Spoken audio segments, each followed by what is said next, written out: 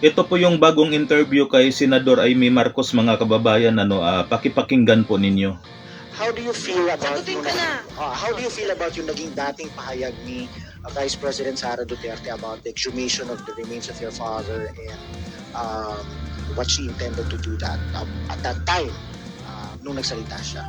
Balita pa ba yan? Panis na yan. Wala na akong may dadagdag. Ma'am, dun sa third impeachment complaint against VP Sara na na-file today. Meron nga di ba? Saktong-sakto. Oo. May mga malisyoso nga nagsasalita na fundraising na nga daw tong budget na to para sa 1 trillion impeachment. Bigla akong kinabahan. So, Ha? itong budget gagamitin for the impeachment? 1 trillion daw ang inaasam-asam na lilikumin eh. Para pambayan. Oo, alam mo, ang daming marites, hindi ko alam. Totally without basis, but it's been marites. So, ma'am, personally, may preparation ka na sakaling umakyat dito sa Senate yung impeachment? Wala. Wala akong preparation, pero alam ko kung anong gagawin ko. Usap na kayo ni Vice President Sara since yung Oo outburst. naman. So how was it, ma'am? Pero hindi ako oo naman. Pero ma'am, ano nakikita? Pero hindi pa kami nagkikita eh. Kasi, Telepono lang kayo nag-ausap, ma'am? Ha? Nung since yung kung maalala, nung nakita ko siya. pero ma'am, since nung outburst niya. Kasi panay punta niya sa Davao. At ako naman, wala nang ginawa kundi lumipat sa kasulok-sulukan ng daigdig.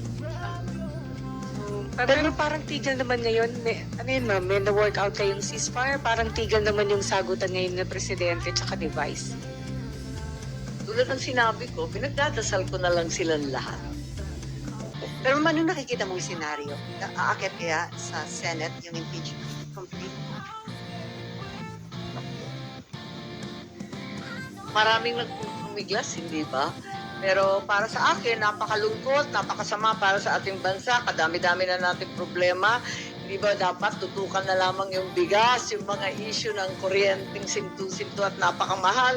Hindi ba dapat tutukan na lang natin ang ating mga pobreng mga sundalong hindi bibigyan ng kung ano-anong kailangan nila sa West Philippine Sea? Ang daming problema, hindi ba dapat tutukan na lang yun? Pagdadagdagan pa natin? Ma'am, ito nga yung Fitch rating, ang sabi nila, a prolonged and fierce Marcos Duterte feud could cause fiscal and economic breaks. That Tama, is nabasa for the ko rin yan Philippines. na talagang hindi siya maganda sa ekonomiya. Siyempre, iiwas yung mga nag invest lokal man o dayuhan, dahil walang kasiguraduhan eh. Di siyempre, kinakabahan sila mag-expand, kinakabahan sila mag-invest. Sayang eh, parang inggit na inggit ako sa Malaysia. Bilyon-bilyon na ang linagay ng Google, ng Intel, ganun din yung Thailand. Bakit tayo nahuhuli? Vietnam, parang laki-laki na ng foreign investment nila.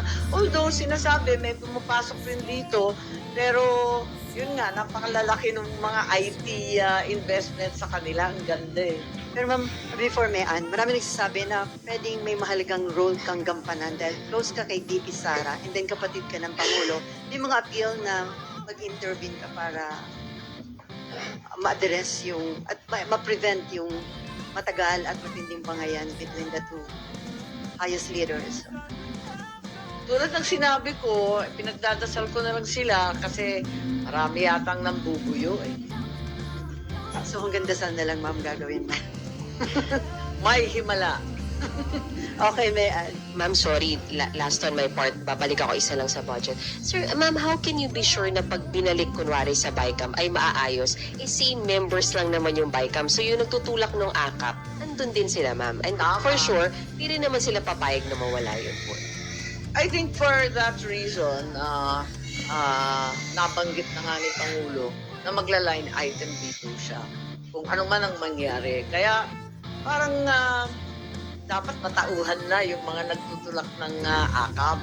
Sinabi na ng ating Pangulo wala yan sa NEP, wala yan sa dating budget. Bakit biglang sumulpot yan? Okay, from GMA 7. Darlene.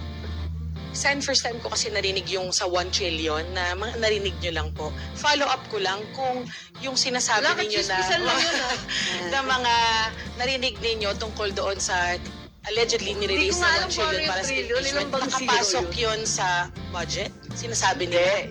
Hindi naman ganun. Apaka-literal naman nun. So, clarify lang. Hindi, biro lang yon. Chismis lang yon. Marites lang. Marites lang. From, Abangan ang susunod na kabanata. from UNTV? Okay. Check. Ma'am, gandang hapon po. Reaction lang po. Isa sa nag-express po ng apprehension si former Secretary Roque, Harry Roque, na ito daw pong AKAP, another form of social services, would be used for the sake of political agenda. Kasi nga, gaya na nabanggitin nyo, malapit na po ang eleksyon through vote buying daw po. Parang yun yung Alam mo, tinitingnan. sa lahat ng may gusto sana nitong mga dole-outs, ng mga pagbibigay ng cash, itong mga alleged social protection, sa lahat ng may gusto niyan, ako eh. Unang-una, re-electionist ako, di bongga sana. Ikalawa, nung umpisa niyan, pinaglaban ko yan eh. Nung umpisa, nung pinagdidiskusyonan yung Bayanihan 1 and 2, nung nagkaroon tayo ng COVID pandemic, ayaw na ayaw ng ating mga finance managers noong panahon na yon na magbibigay tayo ng cash. Alangan na alangan sila sa cash eh. Pero sa akin, nung panahon na yon, damandam ako, talagang hirap na hirap ang tao, walang hanap buhay, walang pagkain, talagang walang trabaho. Sabi ko, pwede ba magbigay na lang ng cash? At talagang tinutulak ko siya. Kaya lang, at kasabay nun, tinulak ko rin yung sa land reform, dun sa Bayanihan 2. Kaya, ako nga yung mga promotor ng ganyan eh. Kaya gusto ko na may ayuda. Nagulat lang ako, nagkaganito.